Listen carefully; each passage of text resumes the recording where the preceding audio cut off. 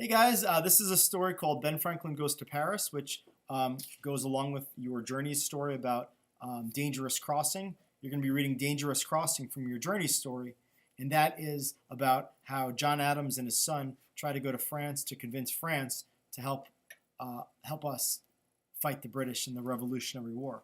The French hated the British hated the French. They have a big rivalry. The colonists are fighting a war with England, the Revolutionary War, and they wanted France to join our side. They thought maybe France would want to join our side because they would get a chance to embarrass England, their big enemy. So let's read this. A fresh start. In the spring of 1775, Ben Franklin felt like a failure. He was in London trying to get the British to let its 13 American colonies run their own affairs, but the British wouldn't listen to him. Finally, he gave up and sailed home to Philadelphia. There, some shocking news awaited him. American and British soldiers were killing each other. The Revolutionary War had begun. Franklin joined the Continental Congress the day after he got home. Meeting in Philadelphia, the Congress was made up of 61 men, or delegates. They had come to Philadelphia as representatives for their colonies. Change was in the air, and Franklin wanted to be part of it. On July 4th, 1776, Congress took a giant step. They voted to break all ties with Britain and to set up a new nation. See, England used to control the 13 colonies, but the colonists said, we want to break away from England. They had declared their independence. But how would they win it? The British had the strongest army in the whole world, while the Americans had one of the weakest. The Americans were short of guns, gunpowder, ships, and money to pay their soldiers. The British had the best army. We, the colonists, barely had any army at all. The British had so many more supplies. We had very few supplies. They were going to win. The British were the favorites to win the war. Clearly, the patriots, that's the colonists, needed the aid of another country, and fast.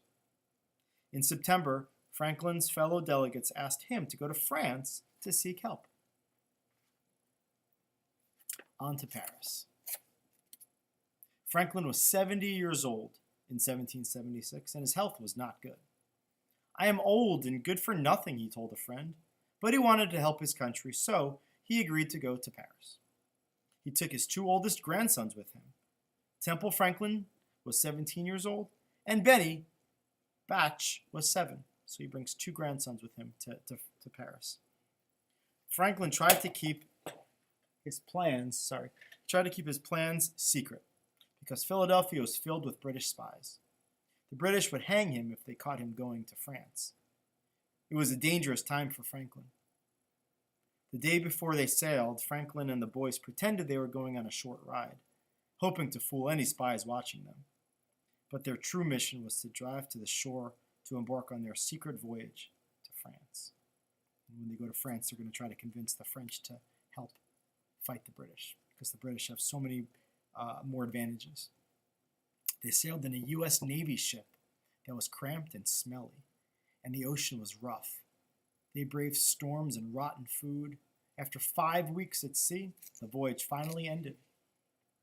Quickly, Franklin and his grandsons journeyed to Paris, the capital of France. The French treated Franklin like a rock star. To them, he was a man of many talents.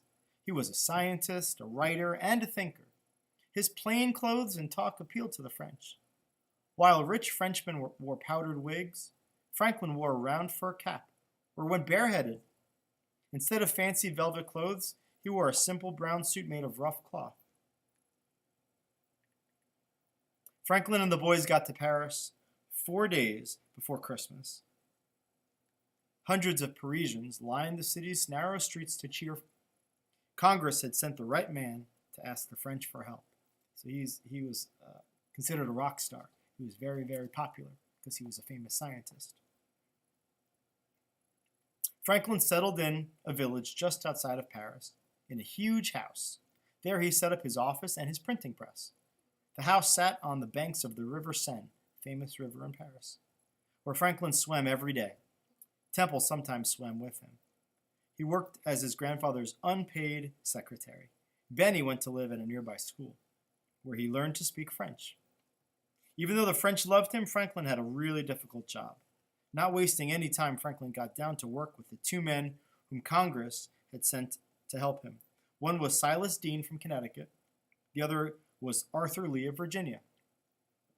Deane had been in Paris for 5 months, and he already bought cannons, gunpowder, rifles, and clothes for 30 soldiers. The French government helped to set up a fake company to ship these supplies to America. The man who okayed this plan was Count of Vergennes. Vergennes worked for the French King Louis the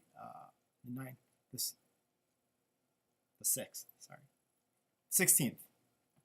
Louis XVI. The king and his court hated the British and wanted to see the Americans drive them out of North America. Vergennes agreed to meet with Franklin a few days after Christmas. The two men liked each other. His conversation is gentle and honest, Vergennes told a friend. Franklin told Vergennes that the Americans needed money to fight the war.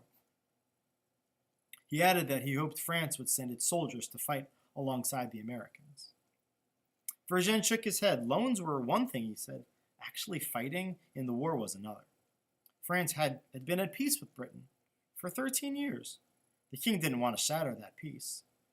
Vergennes shared another worry. France didn't want to back a lost cause. That's big. They didn't want to support the Americans, the colonists, if the colonists had no chance of winning, right? They didn't want to support a lost cause. Franklin understood that. To change the king's viewpoint, the Americans would have to win a major battle. If you win a major battle against the British, maybe France would say, you know what? They've got a chance. Until that happened, Franklin had to arrange for all the loans that he could so that the Patriot Army would have enough money. But until the colonists won a major battle, France wasn't going to join the war because they thought there's no chance that the colonists would win. Why join a war that is going to be a losing war? The French finally agreed to make a secret loan to the Americans. But that loan didn't stay secret for long. Spies for Britain were all over Paris. At least 2 of them worked right under Franklin's nose. One of the spies was John Thornton, Arthur Lee's secretary. He was a spy for England. The other was Edward Bancroft, the busiest secretary in Franklin's office. Both were Americans who would do almost anything for money, and the British paid them very well. So the British had spies working in Franklin's office. Bancroft sent the British weekly reports on what he saw. He used invisible ink, writing between the lines of fake love letters. Every Tuesday night, Bancroft would put one of these reports into a bottle. Then he dropped the bottle into a hole in a tree in Paris, in a Paris park. Another spy would pick up the report and send it to London. Bancroft never got caught. That may be because Franklin felt he had more pressing things to do than chase spies. He never let anyone or anything distract him from his goal. The good news Franklin had been waiting for finally came just before noon on December 4th, 1777. An American galloped up to his door. Franklin braced himself, preparing for bad news. General Burgoyne and his whole army are prisoners, the man shouted. Franklin could hardly believe it, but it was true. In October, British General John Burgoyne had given up 2 bloody days after fighting near the small village of Saratoga, New York. The Patriots, the colonists, had won a major battle. They finally won a major battle. The major battle was called the Battle of Saratoga. The tides of war were turning in the favor of the Patriots. This was the major battle. How had the Patriots won this great success? One reason was that the guns the Americans used were nearly brand new. They had arrived from France only weeks before the battle, thanks to Franklin. Franklin gave his happy news to France. A few days later, Vergennes and the king decided the time was right to help the Patriots win the war. 3 months later, King Louis invited Franklin to meet him at his palace outside of Paris. As Franklin entered the palace gates, a crowd cheered him. "Long live Franklin," they yelled in French. Inside the palace, Franklin stood before the king in a simple brown suit. One woman thought he looked like a big farmer. She surveyed the other men in the room. They were all powdered in full dress and splashed all over with gold and ribbons. But this simple man had won the French over the Patriot side. "I hope that this will be good for both nations," the king said of the agreement to join the forces. He added, "I'm very satisfied with the way you have conducted yourself in my kingdom. All of Franklin's hard work paid off in October of 1781. Thousands of American and French soldiers trapped the main British army in Yorktown, Virginia. A fleet of French ships kept the British from escaping by sea. On October 17th, the British gave up and all fighting stopped. An official end of the war didn't come for another 2 years. Led by Franklin, the Americans in Paris got the British to agree to leave North America. The Treaty of Paris was signed in September of 1783, bringing the war to a close. America's long fight for independence was finally over. But just think, it might have all ended differently if Ben Franklin had not gone to Paris. So Ben Franklin was able to convince the French to loan some guns to help the American side. And after the Battle of Saratoga, Ben Franklin was also able to convince the French to send soldiers and help us fight the British in the Revolutionary War. And because of France's assistance, we were able to beat the British Army. Okay, good luck on your Ed puzzle, and you'll enjoy. Hopefully this information will help you as you read the journey story, A Dangerous Crossing.